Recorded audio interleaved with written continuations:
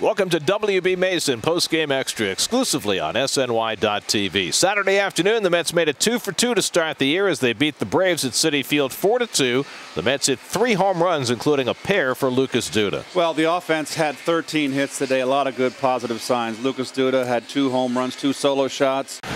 He benefited from last fall. I mean, last summer when, he was in the lineup every day and he realized that he belongs here.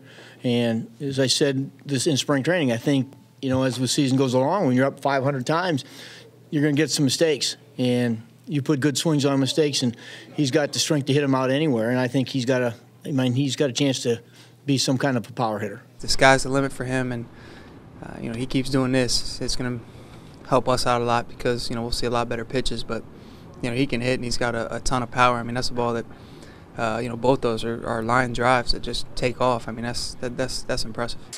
David Wright hit a home run to the opposite field, a bomb into the Braves bullpen.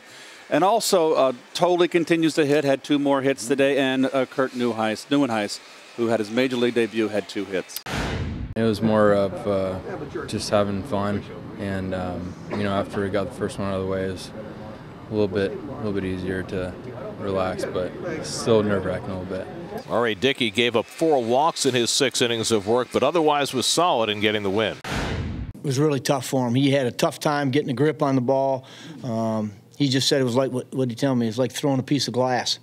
So, but he's the same way as the guy that pitched the other day. He just competes. He competes and competes, and sometimes it's a real good one, sometimes it isn't. But it's hard when it's cold and windy. Well, I would have liked to have a better grip, sure, but I made enough good pitches, and I threw enough good knuckleballs where I think I only really gave up 1 hard hit ball, maybe 2, a home run, and maybe another ball to center field that was caught.